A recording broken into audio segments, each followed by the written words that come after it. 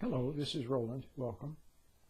Today I want to continue talking about the topic that I began, well, it's going to be 4 videos ago, and that is how we are, what it means to be, what original sin means. It's what original sin means is that there was an original doubt. There was an original disobedience. There was an original ambition. And as a result of that, the human race, in that lineage, is of that lineage. It's that simple. So we're born doubters, born ambitious, born separate through doubt and through disobedience from that which was had before this act of doubt and disobedience and ambition. Now Adam, it wasn't Adam's idea, but he went along with it. And it wasn't Eve's idea either, but she went along with it. There was a tempter. There was a stressor in the environment.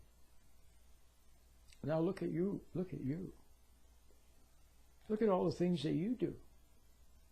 How you spend too much money, you buy things you shouldn't buy, you say things you shouldn't say, you waste money, you do maybe naughty things, or you take drugs, or you drink alcohol, or you eat junk food, or you resent people, see, or you hate people for what. So where did this idea come from? Well, it comes from somewhere. Let's call this somewhere, whatever it is a stressor. It stressed you. It gave you the idea. It teased you, it tempted you, it taunted you, it challenged you. See, that you said you could be more and do more, make more money, get better grades. Not that getting good grades is wrong, but getting good grades ambitiously, resentfully, see, making them more important than anything else. Okay, and along the way, see, mostly for resenting. So why did you resent people? Well, there's two. One, you have that you're born with a nature that is capable of it, because because you're born in this lineage. Remember I said, where you judge others. You want to be worshipped and liked and admired, and you resent people when they don't. See? So you resented people. Your parents, for example, who were imperfect. Okay? You resented them.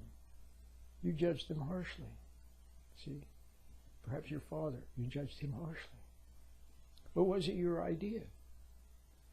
Was it your idea? No, it wasn't. But anyway, you did. So then what happens then when we resent other people and hate them and judge them, and when we're ambitious and when we're prideful and we wish to put others down in order to build ourselves up? Well, will you become guilty for that? Guilty because those are all wrong. So in your guilt, then you need what? You need something to soothe away the guilt, to make you feel okay about the way you are. So here comes the same temptation, the same stressor, but this time with a different sort of a stress, this time comfort stress, enabling stress, approval stress. You're comforted for doing wrong, enabled to do wrong. You are, and they have nice marijuana and alcohol and music, see? Now the maker of the music, whoever wrote the song, played the tune in the band, see, of course they get a lot of power because people, and money, lots of money. Why? Because people misuse music. So be careful if you're a musician, because you can become, people will use you as a tempter. They will make you into a tempter, a pocket devil. See? Because they use your music to make them feel okay about the way they are.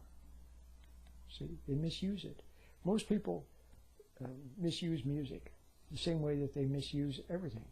misuse food, drugs, alcohol, work. They use it somehow to serve their ego. So people use music. Makes them feel okay, even if it's church music. See, when you make the church music, you may not have the wrong idea, but be careful, because people will misuse it to make themselves feel good, feel holy, feel nice. See, when they're not really. Okay? So now that is the lineage that you inherit, this lineage. You're born with a nature that is easily tempted, a nature that easily is made resentful, easily tempted, challenged to be ambitious. And that's all you know. As a matter of fact, to grow this nature that you inherit, to grow this ego, you need to be teased and challenged. See, otherwise you wouldn't even grow. So it's that natural, actually. That's all you can do. You can't do anything else except respond to tease and to challenge, and then grow ambitiously or resentfully, and then seek comfort for what you, and reassurance for what you have become. Okay? So you become made of the world. So then you are in the world and of the world. In the world and of the world. Now, like I said, some people are fine with that. Okay? But some people, there's a part of them that knows that there's something wrong with just being in the world and of the world. There's something wrong with being ambitious, with making things more important than what's right, with resenting others and judging others and hating others and trying to step over others, and then receiving comfort for that, approval for that, perks for that. See? And then to pretend that everything's fine, and pretend that nothing, you don't see anything, and others pretend they don't see you're wrong, and you pretend you don't see they're wrong. There's something wrong with that also. So some of us then yearn to escape beyond. But then again, what can you do? So there you are. You're basically an ego animal. You have an animal nature and an ego, which has grown to be a very big ego and a very guilty ego. Not, like I said, not that it's your fault. You couldn't help the nature you were born with, nor could you help all the tempters that are around you, tempting you. They tempt you overtly or covertly, or even their lack of virtue is a temptation. See, because you have a judgmental nature, which you inherit. And you sort of have an idea what people should, you know how people should be, don't you? It's kind of like the way people, the good guys were in the old cowboy movies or cowboy westerns on television, if you've ever seen any. Now they've eliminated, see, they eliminate them because there's too much truth in them, see, and honor, and virtue, and courage. They don't want you to see that. They don't want you to start thinking, hey, maybe I could be honorable. Maybe I could stand up for what's right. Maybe I could be virtuous.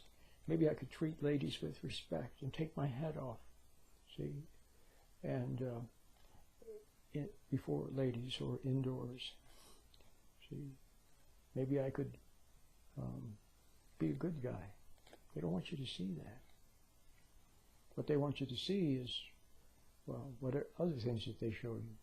But anyway, you sort of know that that's the way people should be, honorable. Not the bad guys, but good. See, we know when you were a little kid, you knew that bad guys were bad and good guys were good. But since then, people have confused you. So now you have so many people out there who are seemingly neither. But if you're neither, if you're not good, then you're bad. If you're not good, whatever good is, if you're not really good, then you're just weak, egotistical, characterless, and animal. That's all you see. That's what we inherit.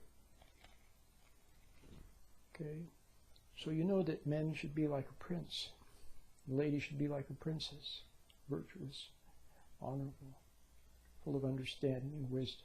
See, that's what you needed from your father, but he failed you. And then you resented him. So don't resent him. He's from the same lineage, and he never found it. Okay, whatever it is that you need to find.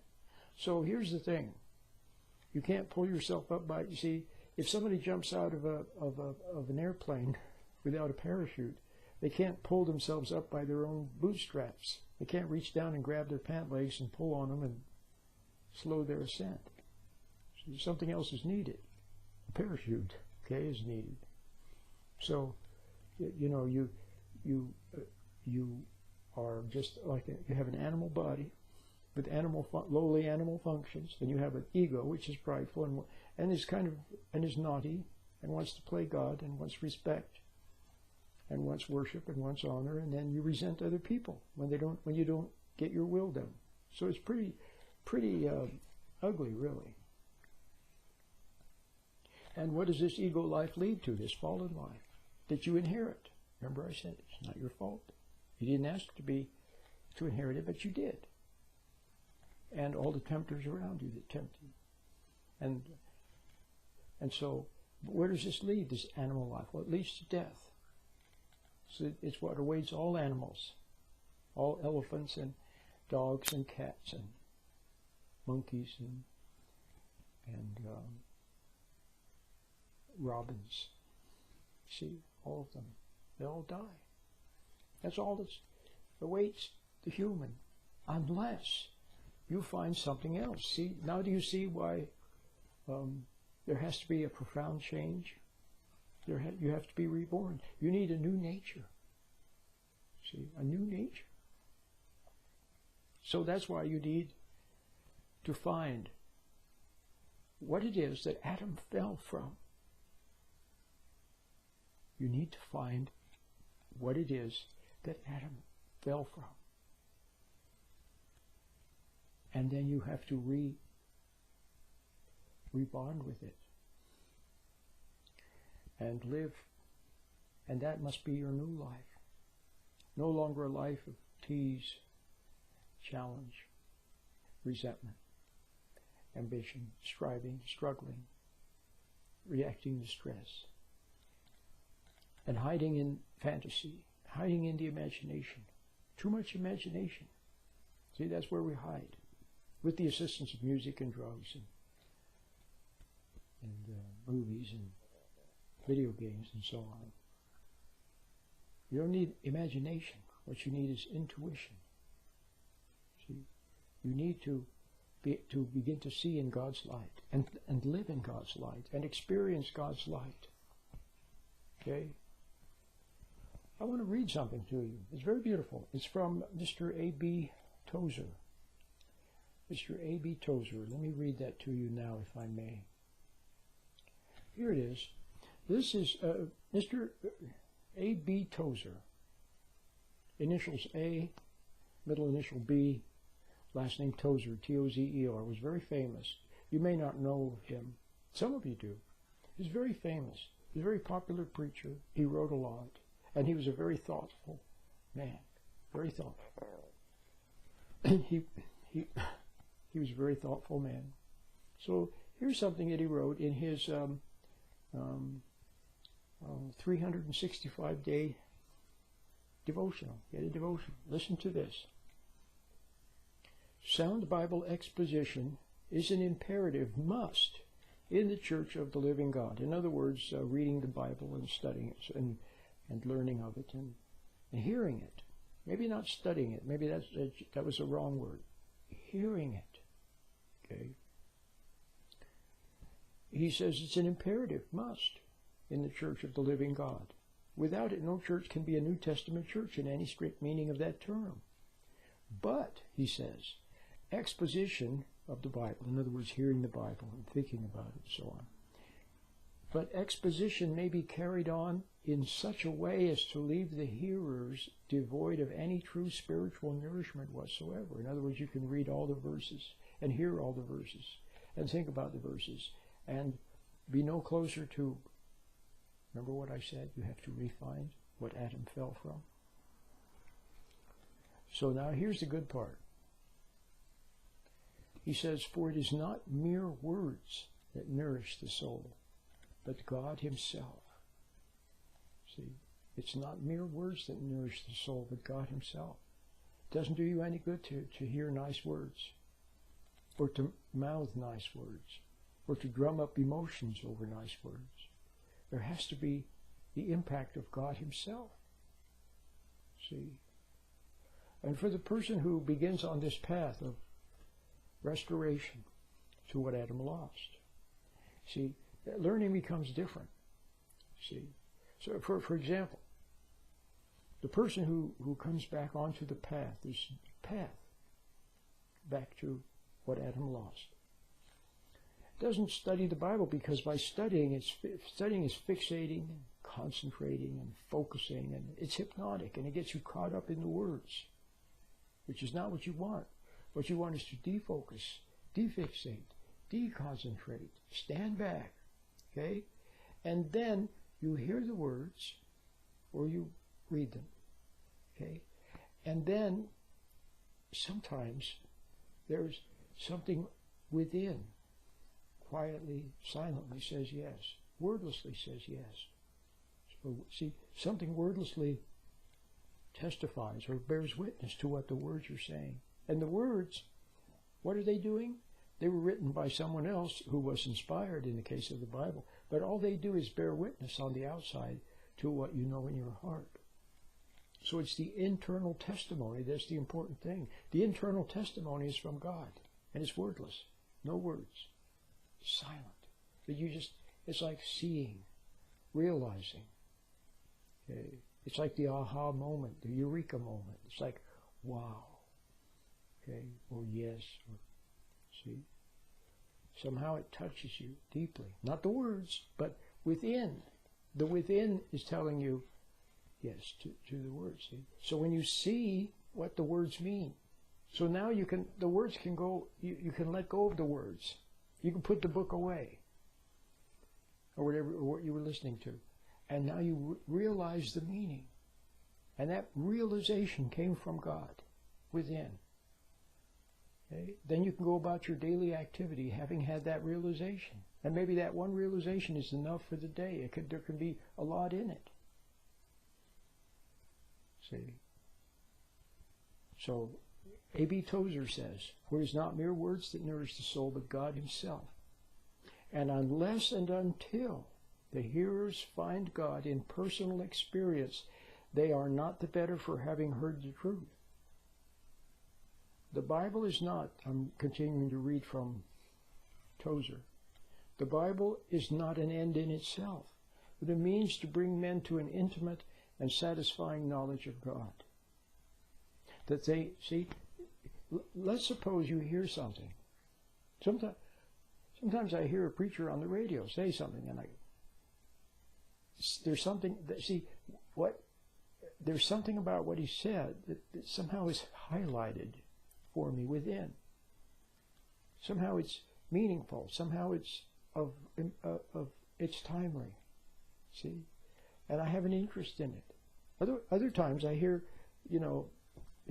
someone spouting hundreds, thousands of words, nothing. But then all of a sudden there's something. See, it's the aha moment.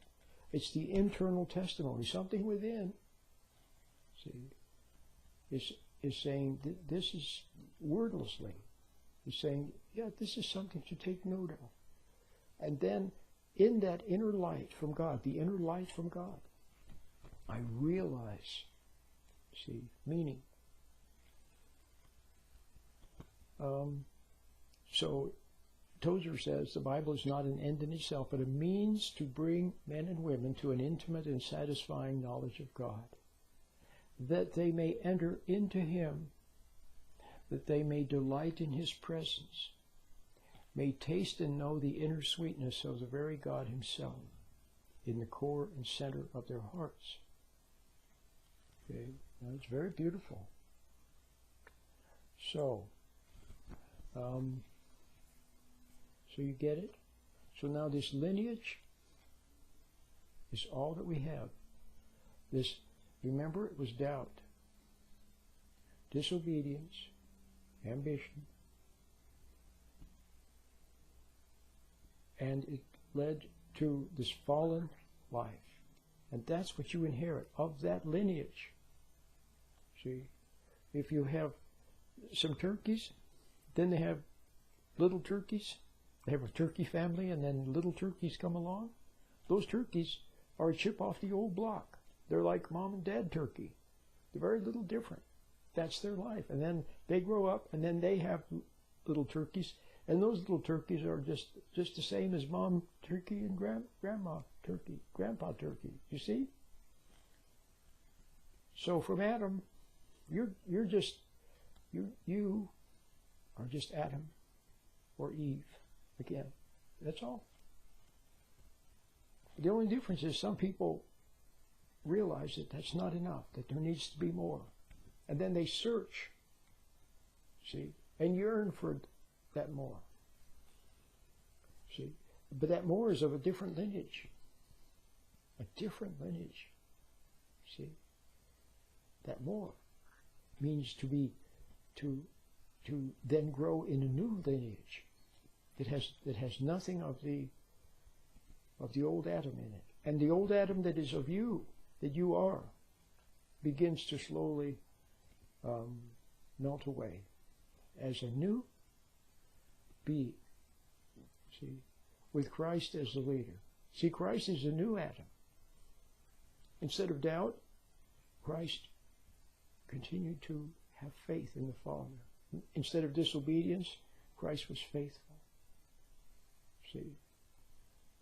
So he's the new Adam, the new leader. Okay?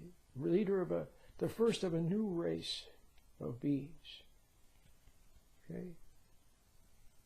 My name is Rowan.